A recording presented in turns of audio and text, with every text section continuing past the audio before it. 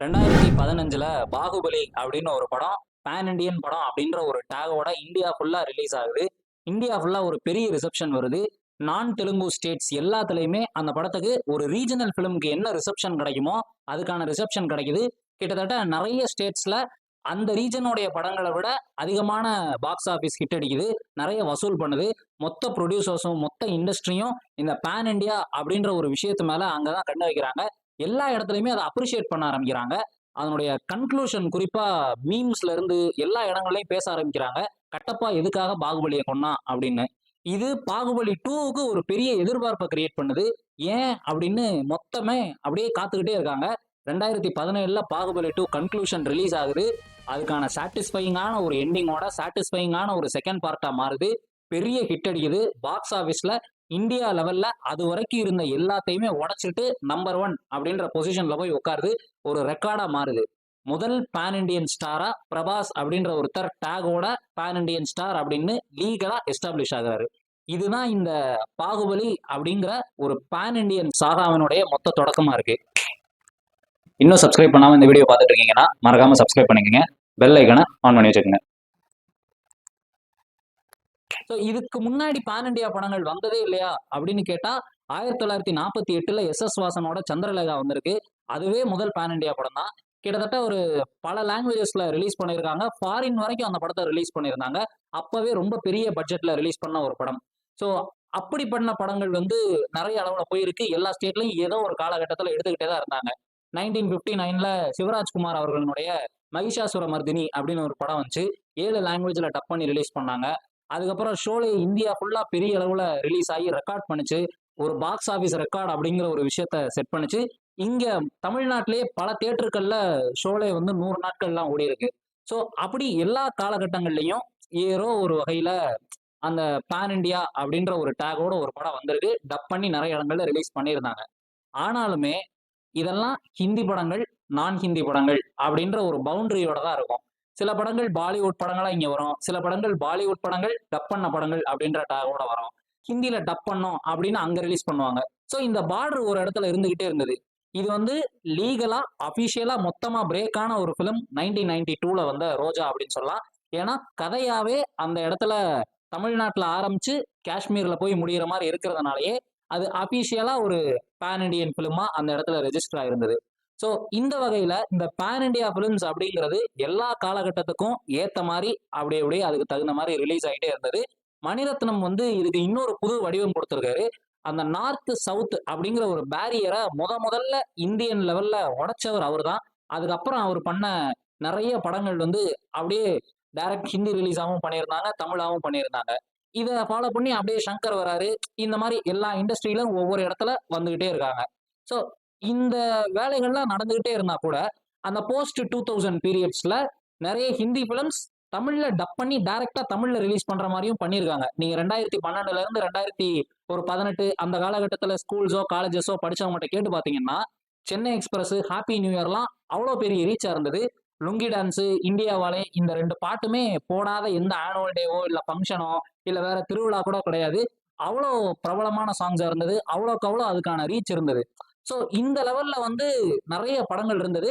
But இதெல்லாம் தாண்டி அபிஷியலா மொத்தமா ரிலீஸ் ஆன படம் அப்படிங்கிற ரெக்கார்ட முதல்ல எடுத்துட்டு வந்து வச்சது பாகுபலி தான். ஏன் அப்படின்னு கேட்டீங்கன்னா, வழக்கமா ரிலீஸ் ஆகுற எல்லா படங்களுமே சவுத்துல பார்த்தீங்க அப்படின்னா, மோஸ்ட்டா இப்போ ஒரு தமிழ் படம் ரிலீஸ் ஆகுதுன்னா, அது தெலுங்கு, கன்னடத்துல வேற லாங்குவேஜ்ல டப் பண்ணிருவாங்க. டப் பண்ணிட்டு மலையாளத்துல சில படங்கள் டைரக்டா ரிலீஸ் ஆகும். பாலிவுட் அப்படின்னு எடுத்துக்கிட்டீங்கன்னா, பாலிவுட்ல அவங்க அந்த மகாராஷ்டிரியனை சுத்தி மும்பைல இருக்கிற பிலிம்ஸ் எல்லாம் வரும். ஸோ அதை தாண்டி அவங்க ஒரு பெங்காலி படங்கள் இருக்கிற கொல்கட்டாலயோ, இல்ல அதை தாண்டி குஜராத்தி மூவிஸ் இருக்கிற இடங்கள்லயோ, பஞ்சாபி மூவிஸ் இருக்கிற இடங்கள்லயோ, இதை ஒரு ஹிந்தி பிலிம்ஸ் அப்படின்ற ஒரு டேகோடவே ரிலீஸ் பண்ணிட்டே இருப்பாங்க. ஸோ இப்படி வரும். சவுத்துல கொஞ்சம் கம்மி டப் பண்ணிட்டு ஒரு ஷாருக் கான் படம் வருது அப்படின்னுவாங்க. சம்டைம்ஸ் ஒரு சல்மான் கான் படம் வருது அப்படின்னுவாங்க. ஸோ இந்த மாதிரியே வந்துட்டு இருக்கும். இந்தியாவில் இருக்கிற தியேட்டர்ஸ்ல 45% ஆஃப் தியேட்டர்ஸை தமிழ்நாடு, கேரளா, ஆந்திரா, தெலுங்கானா, கர்நாடகா இந்த சவுத் இந்தியா ரீஜியன் மட்டுமே ஆக்குபை பண்ணியிருக்கு. இதை தாண்டி மீதி வர 55%ல தான் பாலிவுட், அந்த Bengali movies, Gujarati movies, Punjabi movies இதெல்லாம் மொத்தமா சேர்த்து கம்ப்ரைஸ் ஆகுது. ஸோ இந்த சவுத் இந்தியன் பிலிம்ஸுக்கு இந்த 45% பார்டரை தாண்டி அந்த 55ல ஏதாவது ரீச் கிடைச்சதுன்னா பாக்ஸ் ஆஃபீஸ்ல பெருசா கலெக்ஷன் பண்ணலாம். அதே மாதிரி அந்த அந்த சைடு இருக்கிற படங்களுக்கு பாலிவுட் மூவிஸுக்கு இந்த பார்டர் கிராஸ் பண்ணி இந்த 45% இருக்கிற ஆடியன்ஸை புடிச்சிட்டாங்க அப்படின்னா அவங்க ஒரு பெரிய பாக்ஸ் ஆபீஸ் வெற்றியை கொடுத்துடலாம். இதுக்கு எல்லா காலகட்டத்திலையும் ஏதோ ஒரு விதத்துல யாரோ எப்படியோ முயற்சி பண்ணிக்கிட்டே இருந்திருக்காங்க. ஆனா எல்லா ரீஜன்லயும் அந்த ரீஜனுக்கு ஒரு ஹீரோ இருந்தாருன்னா அவருக்கு ஈக்குவலண்டா பக்கத்து இண்டஸ்ட்ரியில வேற ஒரு ஹீரோ இருப்பாரு. இவர் நடிக்கிற எல்லா படங்களையுமே அவர் ரீமேக் பண்ணிக்குவாரு. அவர் பண்ற படங்கள் எல்லாம் இவர் ரீமேக் பண்ணுவாரு. சோ இந்த மாதிரி விஷயங்கள் இருந்ததுனாலயே மொத்தமா எல்லாத்துக்கும் சேர்த்து ஒரு படம் பண்ணுவோம் அப்படின்ற ஒரு மேட்டர் வந்து பெருசா ஒர்க் அவுட் ஆகல. அதை தாண்டி குளோபலைஸ்டா கண்டென்ட் இருக்கிற மாதிரி ஒரு சில படங்கள் இருந்தது. ஃபார் எக்ஸாம்பிள் சம்சாரம் அது மின்சாரம் படம் ரிலீஸ் ஆகி அது எல்லா லாங்குவேஜ்லயும் ரீமேக் ஆச்சு. மலையாளத்துல, கன்னடத்துல, தெலுங்குல, ஹிந்திலன்னு எல்லா லாங்குவேஜ்லயும் ரீமேக் ஆச்சு. சூரிய வம்சம் படமும் கிட்டத்தட்ட அதே மாதிரி தான் ரீமேக் ஆச்சு. பில்லா படமும் அதே மாதிரி தான் ரீமேக் ஆச்சு எல்லா லாங்குவேஜ்லயும். ஸோ இந்த மாதிரி அந்த குளோபலைஸ்டு கண்டென்ட்டா இருக்கிற மாதிரி ஒரு சில படங்கள் மட்டும் ரீமேக் ஆச்சே தவிர மீதி பண்ற எல்லா படங்களையும் ஏதோ ஒரு ஆக்டர்கிட்ட இருந்து இன்னொரு இண்டஸ்ட்ரியில இருக்கிற ஒரு ஆக்டர் அவருக்கு ஈக்குவலண்டா அதை ரீமேக் பண்ணிக்கிட்டே இருந்திருக்காரு. ஸோ இதெல்லாம் தாண்டி இந்த பார்டரை கிராஸ் பண்ணணும் அப்படின்ற ஒரு முயற்சியில வந்த ஒரு படம் தான் பாகுபலி. அதுல அவங்க பெரிய சக்சஸ் அடைஞ்சிட்டாங்க. இந்த பாகுபலிக்கு அப்புறமா எல்லா ஆக்டர்ஸும், எல்லா டாப் ஸ்டார்ஸும், ப்ரொடியூசர்ஸும் நம்மளும் ஒரு பேன் இண்டியன் ஸ்டார் ஆகணும் அப்படின்ற ஒரு முயற்சியில அதிகபட்சமா என்னென்ன முயற்சி பண்ண முடியுமோ எல்லாத்தையும் ட்ரை பண்ண ஆரம்பிச்சிட்டாங்க. இது ஒரு விதத்துல என்ன ஆயிடுச்சு அப்படின்னா நாம ஒரு பெரிய ஹிட்ட கொடுத்தே ஆகணும் அப்படின்ற மார்க்கெட் வேல்யூவா அவங்களுக்குள்ள ஒரு பெரிய ப்ரெஷர் உருவாக்கிருச்சு. இதனால கஷ்டப்படுறது யாரு அப்படின்னு பாத்துட்டீங்கன்னா உண்மையாவே அந்த பேன் இண்டியன் ஸ்டார்ஸா எஸ்டாப்ளிஷ் ஆகுறவங்க தான். டு பி ஆனஸ்ட் இந்த பேன் இண்டியன் ஸ்டார்ஸ்லயே அதிகமா கஷ்டப்பட்டவர் பிரபாஸ் தான். பாகுபலி படத்துக்கு அப்புறம் அதுக்கு ஈக்குவலண்டான ஒரு வெற்றியை கொடுத்தாகணும், அந்த மார்க்கெட்டை நான் கிராஸ் பண்ணி ஆகணும்ன்ற ப்ரெஷர் கடைசி வரைக்கும் அவர்கிட்ட இருந்துகிட்டே இருந்துச்சு. இப்ப அதுக்கான படங்களை தான் அவர் தேடி தேடி தேடி நிறைய பாக்ஸ் ஆஃபீஸ் ஃபெயிலியர்ஸும் அந்த இடத்துல வந்திருக்கு. ஸோ இதுக்கான கஷ்டம்ன்றது ஒரு வகையில இருந்துகிட்டே இருந்தது. ஆனா ப்ரொடியூசர் சைட்ல இருந்து நாம பார்த்தோம் அப்படின்னா அவங்களுக்கு இந்த பேன் இண்டியா அப்படிங்கிறது ஒரு பெரிய வசதியான விஷயம் ஆயிடுச்சு. கிட்டத்தட்ட பாட்டுகள் நிறைய இருக்கும், ஃபைட் சீக்வன்ஸ் நிறைய இருக்கும், ஒரு மசாலா படம் மாதிரி இருக்கும். எல்லா ஸ்டேஜ்ல இருந்தும் எல்லா ஸ்டேட்ஸ்ல இருந்தும் ஒவ்வொரு ஸ்டார்ஸ் அவங்க அப்படியே எடுத்துட்டு வந்துக்குவாங்க. எடுத்துட்டு வந்து ஏதோ ஒரு வகையில அவர் ஒரு வில்லனாவோ இல்ல ஏதோ ஒரு வகையில கேரக்டர் ஆர்டிஸ்டாவோ அந்த இடத்துல பிளேஸ் பண்ணிடுவாங்க. முகம் எல்லா ஸ்டேட்ல இருந்து பாக்குறவங்களுக்கும் கொஞ்சம் தெரிஞ்ச முகங்களா இருக்கிற மாதிரியே இருக்கும். இதனாலேயே பேனர் வச்சா ஈஸியா எல்லா ஸ்டேட்லயும் ஆள் வந்துருவாங்க. ஒரு 200 கோடி நான் போட்டு படம் எடுக்கிறேன் அப்படின்னா எனக்கு மார்க்கெட் வேல்யூவாவே ஒரு 300 கோடி ரூபாய் ஈஸியா ப்ராஃபிட் கிடைச்சிரும் அப்படின்றப்போ ப்ரொடியூசர்ஸ் எல்லாத்துக்குமே இது ரொம்ப ஒரு சேஃப் கேம் மாதிரி ஆயிடுச்சு. ஆனா கிரியேட்டிவிட்டி சைடா, கிரியேட்டிவ் ஒர்க் சைடா நம்ம பார்க்கும்போது அந்த இடத்துல ஒரு டைரக்டர் ஒரு கம்ஃபர்ட் ஜோனுக்குள்ள போய் உட்காந்துக்கிறாரு. எக்ஸ்பெரிமெண்ட் அப்படிங்கிற ஒரு விஷயத்த இந்த பேன் இண்டியா அப்படிங்கிற பிலிம்ஸ்ல பெருசா எக்ஸிக்யூட் பண்ண முடியறது இல்ல. அப்படி எக்ஸிக்யூட் பண்ணி வந்த படங்கள் தான் பாகுபலி, கேஜிஎஃப் அப்படின்ற மாதிரி படங்கள். இதெல்லாம் எக்ஸ்பெரிமெண்டலா அப்படி எடுத்து ஒர்க் அவுட் பண்ணி அவங்க அதுல சக்சஸும் ஆயிடுறாங்க. இதை தாண்டி நாம பேசிக்கா இந்த ஒரு மார்க்கெட் வேல்யூக்காக படம் எடுப்போம், அதுலயே படம் ரீச் ஆயிரும் அப்படின்ற மாதிரி இருக்கிற படங்கள்லாம் அதோடயே அப்படியே போயிருது. தியேட்டருமே இதுக்கு ஒரு காரணமா இருக்கு. ஒரு காலகட்டத்துல எல்லாம் பாத்தீங்கன்னா தமிழ்நாட்டுல மட்டுமே கிட்டத்தட்ட 4500 ஸ்கிரீன்ஸ் இருந்தது. இன்னைக்கு பார்த்தா வெறும் 1100 ஸ்கிரீன் தான் இருக்கு. வெறும் 790க்கு மேலதான் தியேட்டர் இருக்கு. ஸோ இந்த டிக்ரீஸ்டு நம்பர் ஆஃப் தியேட்டர்ஸ் இருக்கிறதுனால அவங்க இன்வெஸ்ட் பண்ற பணம் அப்படியே திரும்ப கிடைக்கும் அப்படின்ற ரிஸ்க் ஃபேக்டர்ன்றது ப்ரொடியூசர்ஸ்க்கு இன்க்ரீஸ் ஆயிருது. இப்ப இதை சமாளிக்கிறதுக்காக நான் கொஞ்சம் என்னுடைய ரிலீஸை வந்து வைடன் பண்ணேன்னா கொஞ்சம் பக்கத்து ஸ்டேட்ல எல்லாம் நான் ரிலீஸ் பண்ணேன் அப்படின்னா நான் போட்ட பணத்துக்கு எனக்கு டேபிள்லயே ப்ராஃபிட் வந்துடும், அதுக்கப்புறம் மீதி வரதெல்லாமே எனக்கு அடிஷனல் தான் அப்படின்ற மாதிரி ஒரு ஸ்ட்ராட்டஜி யூஸ் பண்றாங்க.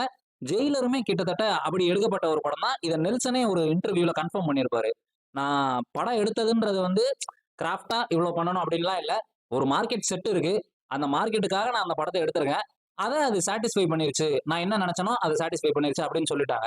ஸோ இந்த இடத்துலதான் அந்த கிரியேட்டிவிட்டி அப்படிங்கிற ஒரு விஷயத்தையும் ஆர்ட் அப்படிங்கிற ஒரு விஷயத்தையும் பத்தி நம்ம கவலைப்பட வேண்டியதா இருக்கு. இந்த மாதிரி படங்கள் வரவே கூடாதா அப்படின்னா அதெல்லாம் கிடையவே கிடையாது. ஒரு லேமேன்ஸ் பாயிண்ட் ஆஃப் வியூல இருந்து நம்ம பார்க்கும்போது நான் வருஷம் ஃபுல்லா உழைக்கிற ஒரு ஆளோ இல்ல மாசம் ஃபுல்லா உழைக்கிற ஒரு ஆளோ ஃபேமிலியோட சந்தோஷமா ஒரு படத்துக்கு வரணும் அப்படின்னா அவங்க எதிர்பார்க்கறது படம்ன்றது ஒரு ரோலர் கோஸ்டர் ஆஃப் எமோஷன்ஸ் இருக்கணும். அதுல காமெடி இருக்கணும்னு எதிர்பார்ப்பாங்க, ரொமான்ஸ் இருக்கணும்னு எதிர்பார்ப்பாங்க, ஆக்ஷன் இருக்கணும்னு எதிர்பார்ப்பாங்க. ஸோ இதெல்லாம் கலந்து ஒரு நல்ல கமர்ஷியல் படமா இருக்கணும் அப்படின்றதான் ஒரு லேமேனா ஒரு டெய்லி வேஜஸ் எல்லாம் போயிட்டு ஒரு நாள் மட்டும் தியேட்டருக்கு வர்றவங்களுடைய எக்ஸ்பெக்டேஷனா இருக்கும். அதை இந்த பெரிய பட்ஜெட்ல வர்ற அந்த பாக்ஸ் ஆஃபீஸ்ல பெருசா ஹிட் ஆகிற கமர்ஷியல் படங்கள் எல்லாமே ஃபுல்ஃபில் பண்ண வேண்டிய ஒரு கட்டாயம் இருக்கு. அதை மோஸ்ட் ஆஃப் த படங்கள் ஃபுல்ஃபில் பண்ணிருது. ஆடியன்ஸுமே அதை தான் டிசைர் பண்றாங்க. ஆனா அவங்க அப்படி ரசிக்கிறதுனால அப்படி எடுக்கிற எல்லா படங்களும் இல்ல அந்த டெம்ப்ளேட்ல வர்ற எல்லா படங்களுமே நல்ல படங்களோ இல்ல ஆரோக்கியமான படங்களோ அப்படின்னு கேட்டீங்கன்னா அது ஒன்றும் கிடையவே கிடையாது. ஒரு டெம்ப்ளேட்டுக்குள்ள நம்ம மாட்டிக்குவோமே தவிர, அத தாண்டி எக்ஸ்பெரிமென்ட் பண்றதுக்கான ஸ்கோப்ன்றது வந்து குறைஞ்சுகிட்டே இருக்கும். இதுக்கு நம்ம எந்த இடத்துலயுமே ஆடியன்ஸ ப்ளேம் பண்ணவே முடியாது. அதுக்கு பதிலா இண்டஸ்ட்ரியில இருக்கவங்கள தான் நாம ஏதோ ஒரு விதத்துல, இத வேற ஏதாவது ஒரு விதத்துல நீங்க எக்ஸிக்யூட் பண்ணுங்க, எக்ஸ்பெரிமென்ட் பண்ணுங்க அப்படின்னு புஷ் பண்ணிக்கிட்டே இருக்கணும். இதுக்கு ஒரு பெரிய எக்ஸாம்பிளா நாம மலையாள சினிமாவ சொல்லலாம். இந்த வருஷத்துல அவங்க குடுத்த பெரிய ஹிட்டான மஞ்சுமெல் பாய்ஸ், பிரேமலு, ஆவேசம் இது எல்லாமே காமனா ஒரு பாயிண்டா பார்த்தீங்க அப்படின்னா, அது ஏதோ ஒரு வகையில வேற ஒரு சிட்டில அவுட் ஆஃப் கேரளால செட் பண்ண மாரி இருக்கும். மஞ்சுமெல் பாய்ஸ் பார்த்தீங்கன்னா, அது மலையாளத்துல அவங்க ஒரிஜினலா ஸ்டார்ட் ஆகும். பட் இங்க கொடைக்கானல்ல குணா கேவ்ஸ்ல வந்து முடியும். பிரேமலுவுமே அது கொஞ்சம் கேரளால ஸ்டார்ட் ஆகுற மாரி இருக்கும். டக்குனு வந்து தமிழ்நாட்டுல அவங்க காலேஜ் படிக்கிற மாரி இருக்கும். கட் பண்ணா அங்க ஆந்திரால வந்து ஹைதராபாத்ல அவங்க மீதி கதையெல்லாம் நடக்கிற மாரி இருக்கும்.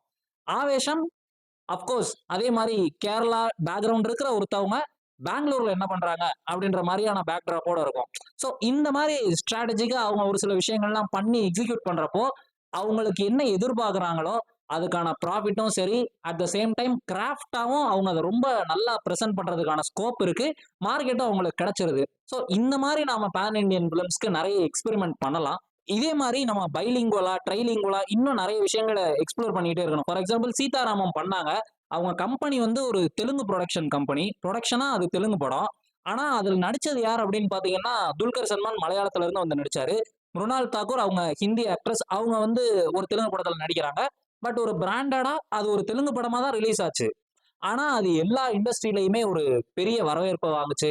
அட் த சேம் டைம் ஒரு கல்ட் கிளாசிக் அப்படின்ற ஒரு ஸ்டேட்டஸையும் சீதாராமம் வாங்கிருச்சு. ஸோ இந்த ஸ்ட்ராட்டஜிஸ் எல்லாம் நாம யூஸ் பண்ணி ஒரு பான் இண்டியன் ஃபிலிம கிராஃப்ட் பண்ணலாம். சரிடா இருக்கட்டும். பான் இண்டியா படம் வரட்டும். அதுக்கு எதுக்கு நீ இப்ப மூச்ச குடுத்து பேசிட்டு இருக்க அப்படின்னு கேட்டீங்கன்னா, ஒரு சினிமா ரசிகனா எனக்கு கமலஹாசன் அப்படிங்கிற ஒருத்தர ரொம்ப பிடிக்கும்.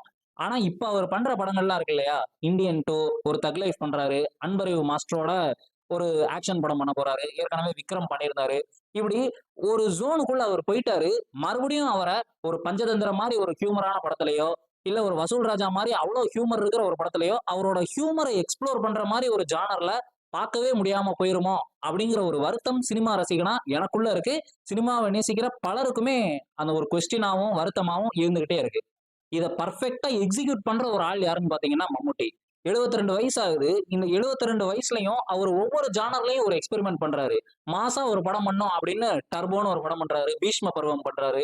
அட் த சேம் டைம் நான் எக்ஸ்பெரிமென்டலா இன்னும் கொஞ்சம் பண்ணோம் அப்படின்ற இடத்துல ஒரு பிரம்ம யுகம் பண்றாரு. காதல் டூ த கோர் பண்றாரு. இது போக அப்படியே ஒரு கண்ணூர் ஸ்குவாட் மாரி ஒரு ஆக்ஷன் ஃபிலிம் மாரி ஒண்ணு பண்ணோம் அப்படின்னு பண்றாரு. ஸோ எல்லா ஜானரையுமே மிக்ஸ் பண்ணி எவ்வளோக்கு எவ்வளோ எக்ஸ்ப்ளோர் பண்ண முடியுமோ, அது எல்லாத்தையும் பெர்ஃபெக்ட்டா பண்ணிட்டு இருக்காரு. இதே ஸ்ட்ராட்டஜிய மத்த இண்டஸ்ட்ரியில இருக்கிற டாப் ஸ்டார்ஸ் எல்லாம் எடுத்து யூஸ் பண்ணாங்கன்னா தான், ஒரு மசாலா படத்துக்கும், கன்டென்ட் ஓரியன்டடான ஃபிலிம்ஸுக்கும் இருக்கக்கூடிய அந்த கேப் அப்படிங்கிற விஷயத்தையும், அந்த ரேஷியோங்கிற விஷயத்தையும் ஏதோ ஓரளவு முன்னாடி கொண்டு வர முடியும். அட் த சேம் டைம் சினிமாவுக்கும் அது ரொம்ப ஹெல்த்தியான விஷயமா இருக்கும். இதே மாரி பான் இண்டியா பத்தின உங்களுடைய பாயிண்ட் ஆஃப் வியூஸ கீழ கமெண்ட் பண்ணுங்க. வேற என்னென்ன வீடியோஸ் வேணும் அப்படிங்கிறதையும் கமெண்ட் பண்ணுங்க. எங்களுடைய சேனல சப்ஸ்கிரைப் பண்ணிக்கங்க. Instagram பேஜ மறக்காம ஃபாலோ பண்ணிக்கங்க.